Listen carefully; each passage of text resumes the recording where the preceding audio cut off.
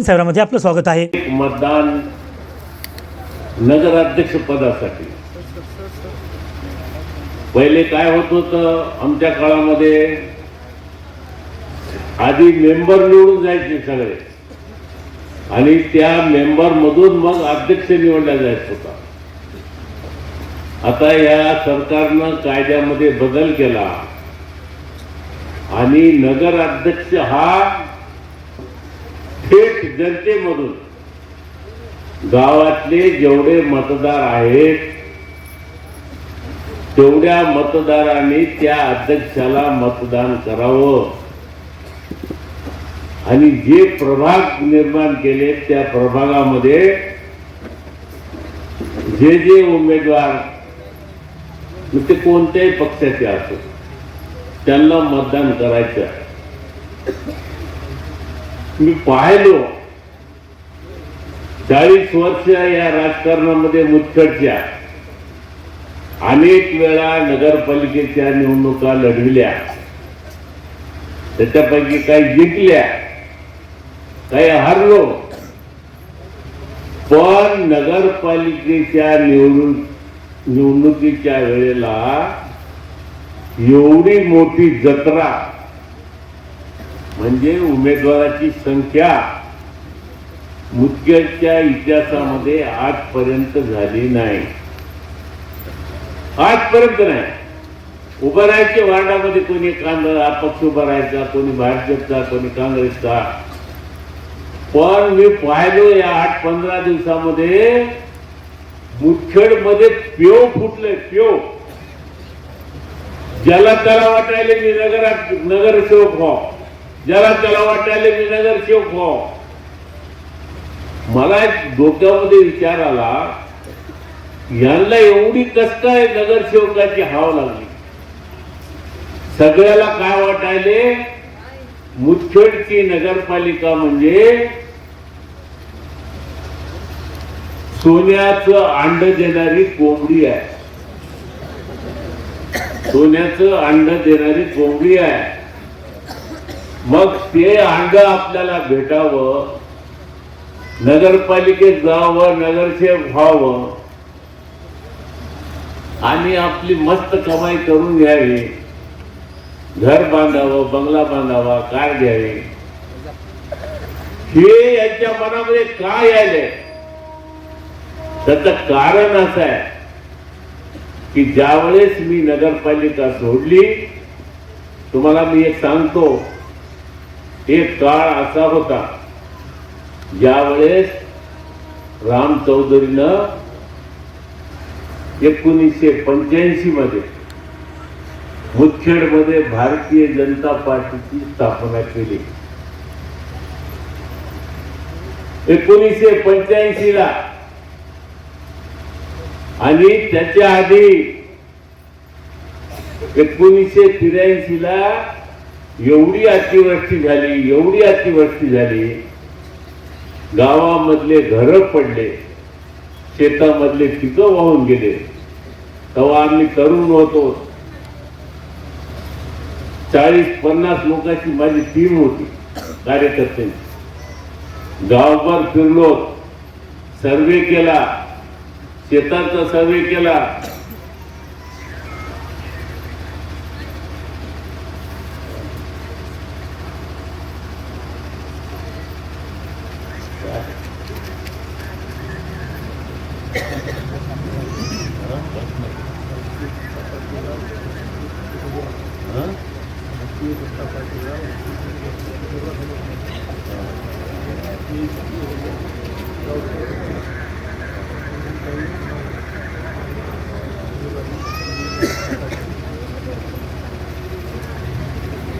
तर मी काय सांगत होतो की त्या काळामध्ये आम्ही 40 जणांच्या टीमने गावचा सर्वे केला, रात्रंदिवस फिरलो, शेताचा सर्वे केला, कलेक्टर जवळ गेलो, भांडलो. त्यावेळेस आम्ही भाजपमध्ये होतो, साहेबराव बापू आमदार होते, ते काँग्रेस आले. त्यावेळेस ते आम्हाला हसू लागले, येडेत म्हणले, हे उगा गावभर फिरायले म्हणले, टेप घेऊन हे करून ते करून. शेत बघायला त्यांना काय 5 पैसे मिळणार नाही. आम्ही मिळो ना मिळो, आमचं काम आहे, आम्ही केलं. दैवयोगाने काय झालं, त्यावेळेस सरकारनं पैसे मंजूर केले. मुदखेडमध्ये मला आज आठवते 2,32,000 1985ला प्रत्येकाच्या घराला पैसे मिळाले, शेताच्या गेलेले नुकसान झालेला पैसे मिळाले. आणि राम चौधरीनं 1973 पासून या महात्मा गांधी मध्ये नोकरी करून 11 वर्ष लोकांचे दिवस रात्र काम केले. त्याचा परिणाम असा झाला की 85ला मला निवडणुकीमध्ये 1 रुपया सुद्धा लागला नाही. 1 रुपया घरचा. लोकांनी पैसे दिले, मतदान दिलं आणि सांगितलं, लोकांच्या मनात भावना आली की हे पोरग चांगलं आहे, राम चौधरी हे पोरग चांगलं आहे, कष्टी आहे, मेहनती आहे, लोकांच्या कामाची जाण आहे, आडल्या वेळल्या वेळेला आपल्याकरता धावून येणारा हा तरुण आहे, याला नगराध्यक्ष केलं पाहिजे.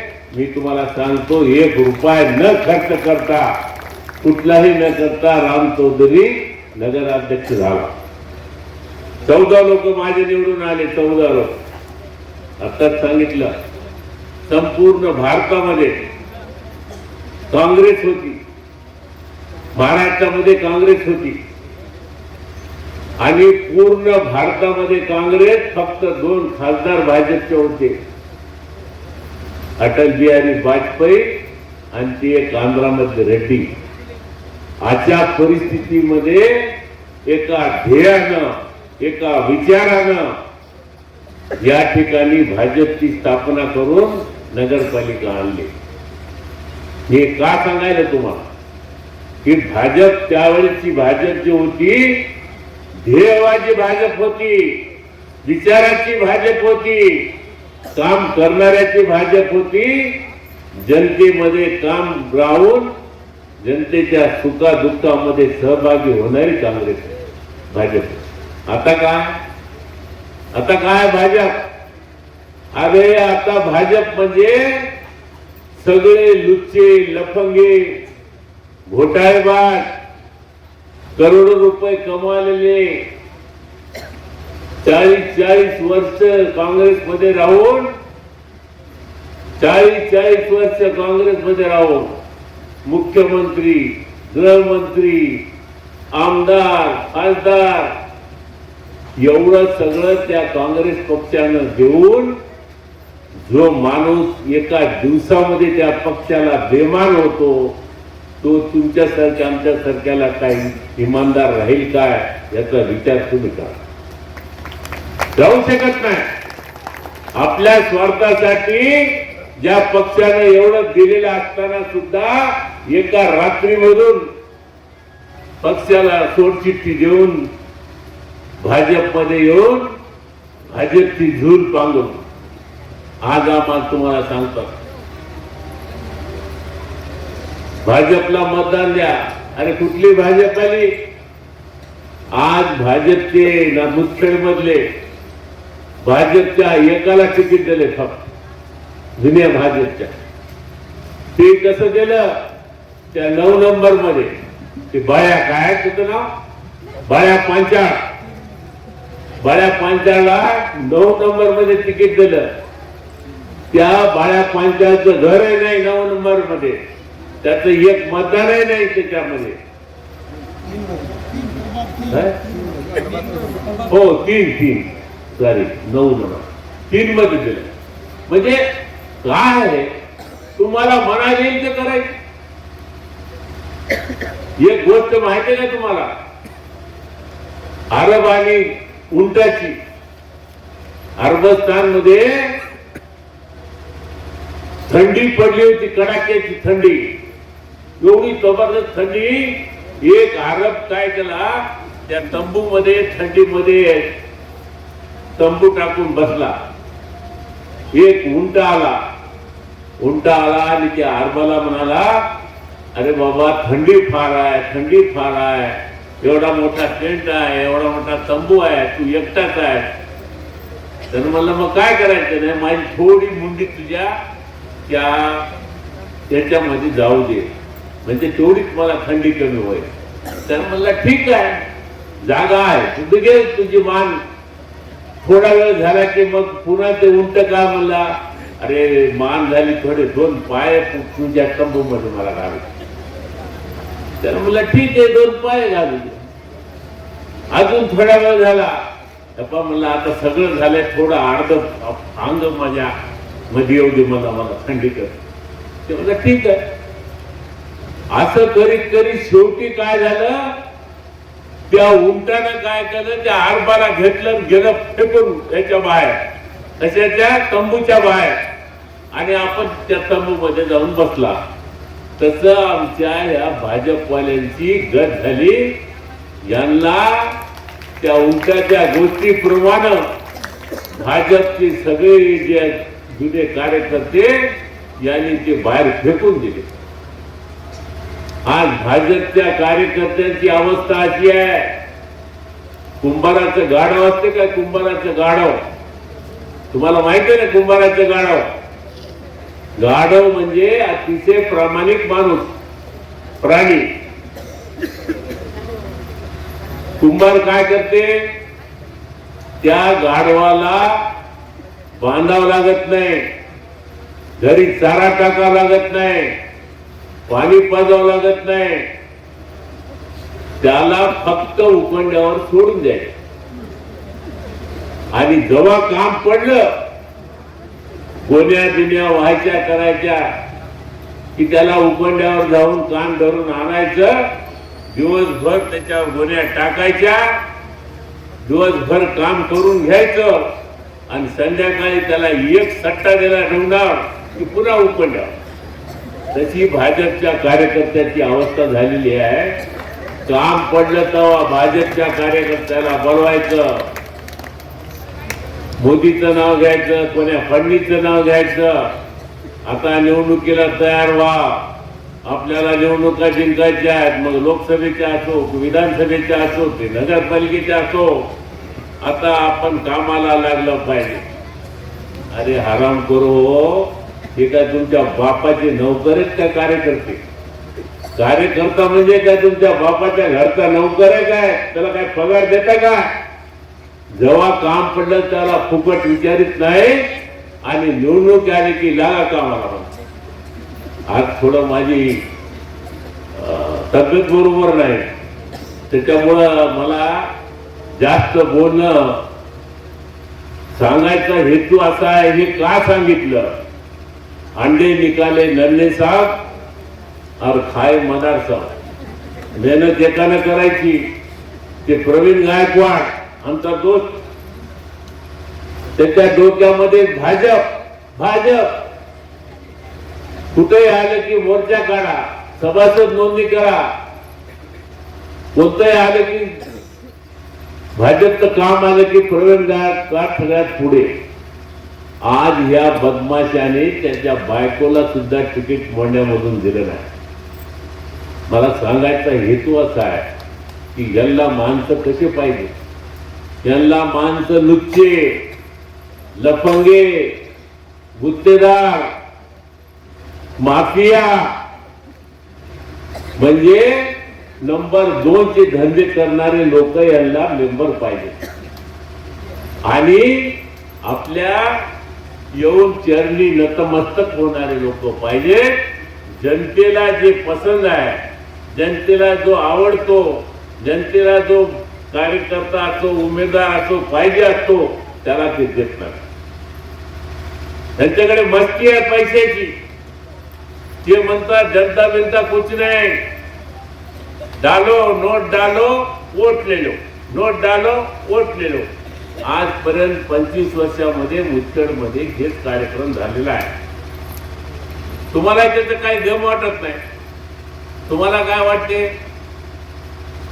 एक गोष्ट कशी झाली, आपण एक साप बघतो, साप वर्षभर साप निघाला की आपण काय करतो, अरे साप निघाला, साप निघाला, द्या टप्पू द्या टप्पू द्या टप्पू. म्हणजे साप दिसला की मारायचा प्रयत्न आपण करतो. एरवी ऐन पंचमीच्या दिवशी आमच्या भोळ्या बावड्या महाबायका त्या सापाला चपुडे नेऊन दुधाची वाटी ठेवतात. तसं तुम्ही काय करता, 5 वर्ष वर्षता 5 वर्ष वर्षता आमच्या गल्लीमध्ये पाणी नाही, आमच्या इथं सडक नाही, आमच्या इथं नाली झाली नाही, नगरपालिकेत आमचं कोणतं काम झालं नाही. आता येऊ द्या निवडणूक, त्यांची आम्ही बघतो. येऊ द्या निवडणूक, आम्ही त्यांची बघतो. काय बघता? मी म्हणलं त्या सापाला जसं पंचमी दिवशी दूध पाजता तसं मतदानाच्या दिवशी ते तुमच्याकडे आणून देतात लक्ष्मी नोट. आणि तुम्हाला वाटतं जाऊ द्या, गंगे आला काय सुके आला काय, आपल्याला पैसे भेटले. आहे की नाही खरी गोष्ट? त्याच्यात तुमची चूक नाही. का नाही चूक? कारण गरिबी आहे. गरिबी आहे. गरिबी असल्यामुळं प्रत्येक माणसाला पैशाची गरज आहे. आणि तुम्हाला वाटते मग पैसेच मिळाले ना, मग काय हरकत आहे? मला तुमची एक विनंती करायची. तुमच्या गावचा माणूस, तुमचा एक वडीलधारा माणूस, काय करा, 2 गोष्टी करा. तुम्हाला राम चौधरी बद्दल प्रेम आहे काय? आहे का? खरं सांगा. हातलं तर हात वर करा, नाही तर करू नका. राम चौधरी बद्दल प्रेम आहे. राम चौधरी चांगला माणूस आहे. राम चौधरी गावात काम केले. 2 गरिबांना राम चौधरी ओळखते. कुठं भंडारा करते, कुठं ढवारा करते, कुठं देवाला पैसे देते. तरुणाच्या काळामध्ये एवढी महामारी आली, 2 महिने प्रत्येक माणूस ज्याचा हात पोटावर आहे, प्रत्येक माणूस त्या भीतीनं तरुणाच्या घरामध्ये बसून होता की नाही? बायका सुद्धा कामाला गेल्या नाही, कोणता मजुरदार सुद्धा कामाला गेला नाही. त्या वेळेला तुमचा एक गावातला नागरिक, तुमचा एक मुलगा म्हणा, लहान असली त्याचा बाप म्हणा, मला राहुलं नाही. मी म्हणलं आज एवढ्या महामारीमध्ये माझ्या मुख्य गोरगरीब जनता आज घरामध्ये हातावर हात टाकून बसलेली आहे. खायला अन्न नाही पोटामध्ये, बाहेर जाऊ तर काम करायची तयारी नाही, करोनाची भीती. अशा परिस्थितीमध्ये राम चौधरीच्या मनामध्ये आलं की मी या गावामध्ये जन्मलेलो आहे, या गावामध्ये मोठं झालेलं आहे, या गावातल्या माझ्या मायबाप जनतेनं 15 वर्ष मला नगराध्यक्ष ठेवलेलं आहे. मग अशा संकटाच्या वेळी काहीतरी माझं नैतिक कर्तव्य, कायदेशीर नाही, नैतिक कर्तव्य, मला राहुलं नाही, माझं शेत विकलं आणि 15 लाख रुपयाचा किराणा माझ्या माय बहिणीला करोनाच्या काळामध्ये फक्त राम चौधरी मिळाला.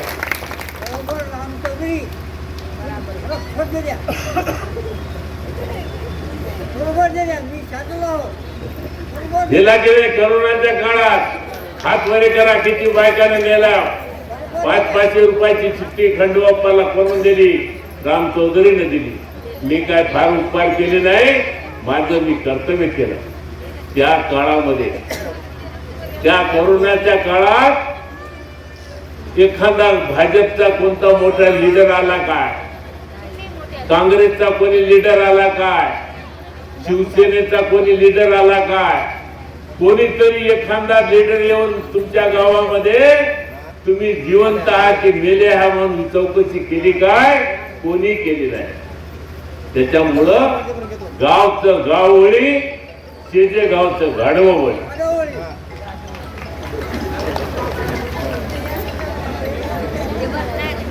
Hello hello. त्याच्यामुळं कसं सांगतो, गावचं गाववळी, मी गावचा होतो, इथं जन्मलो, तुमचा आशीर्वाद होता, मला राहुलं नाही म्हणून माझं शेत विकून तुम्हाला मी धान्य दिलं. पण एकही वर्षा कवा झालाय. आता हे कवा येतात?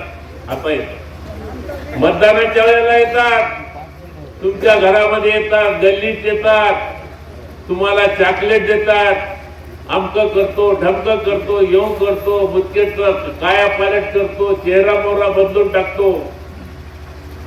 हे सगळं पुतना मावशीचं प्रेम आहे. आणि त्याच्यामुळं मी काही जास्त बोलणार नाही. तुम्हाला एकच सांगतो, उमेदवाराचे नाव यांनी दिलेले तुम्हाला. 5 मध्ये कोण आहे, 1 मध्ये कोण आहे, दुसरा कुठला विचार करू नका.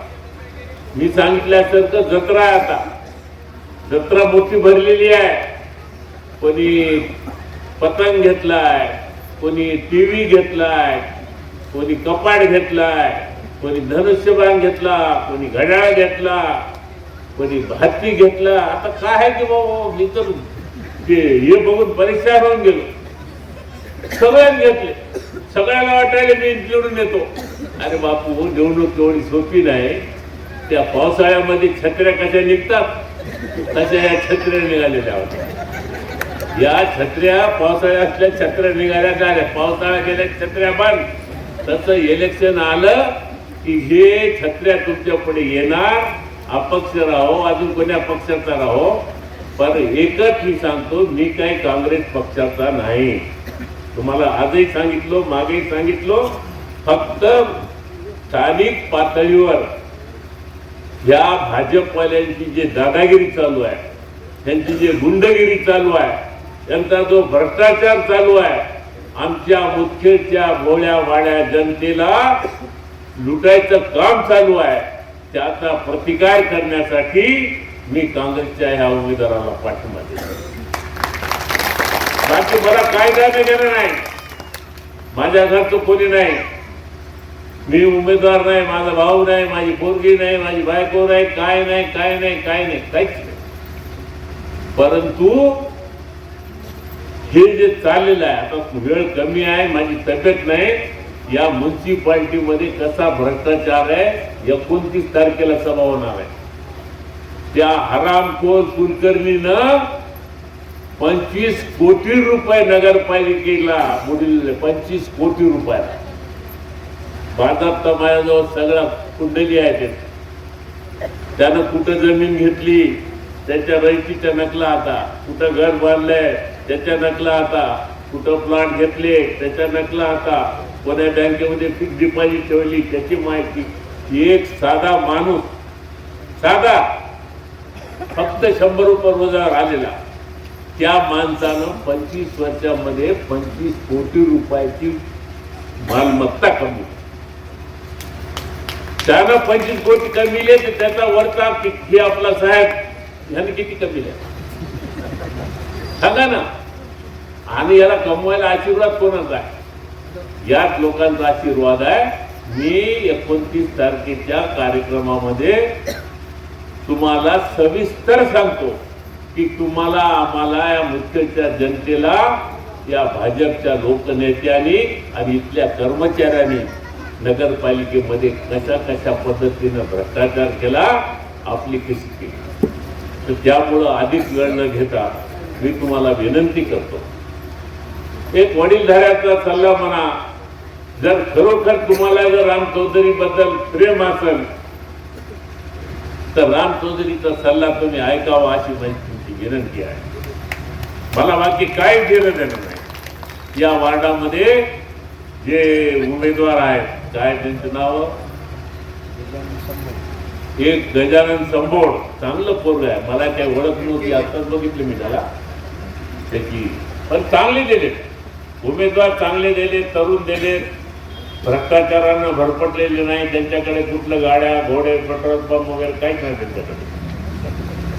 त्यांच्याकडे फक्त इमान आहे, चांगला आहे, प्रामाणिक आहे. आणि मी तुम्हाला खात्री देतो की हे जर निवडून आले तर खऱ्या अर्थानं नगरसेवक कशाला म्हणतात की तुम्हाला ते दाखवून. आणि या लुच्या लपवण्याच्या नादी लागतात, या भ्रष्टाचारी लोकांच्या, माफिया लोकांच्या मागे लागतात, तर 5 वर्षानंतर पुन्हा जो मुदखेड आहे त्याच प्रमाणचं मुदखेड राहणार आहे. आता प्रश्न राहिला, हे सगळं खरं आहे, राम चौधरी म्हणायले अगदी 100% खरं आहे. पण आमची गरिबी आहे. उद्या नोटा चालू होतात, परेशान आहे. आता परेशान आहे, पुऱ्या मुदखेड मध्ये पंजाची हवा आहे. पंजा म्हणाले, पंजा गप्पा गप्पा राजा आप्पा. लहान पोरगी हो, त्या मोंढ्यामध्ये काल बसलो होतो मी, त्या समुद्राची लहान पोरगी का वर्षे किती वर्षाची तिथे चप्पा चप्पा राजा आप्पा. अरे वा. म्हणजे पुऱ्या गावानं हवा झाली.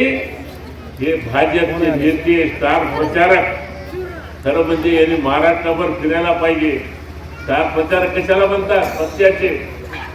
महाराष्ट्र सोडा, मराठवाडा सोडा, नांदेड जिल्हा सोडा, हे बुवा तर प्रत्येक गल्ली गल्लीमध्ये घराघरामध्ये फिरायला आहे. याचा अर्थ लक्षात घ्या. परंतु तुम्हाला माझी नम्र विनंती आहे, दोघांनाही खुश करा. कोणाला? दोघांनाही खुश करा. ज्यांचे पैसे घेते त्यांना वाटते पैसे दिले आता हे मतदान आपल्याला भेटते, ते खुश होतात. आणि मलाही खुश करा, त्यांचे पैसे घेऊन पंजाला मतदान करा.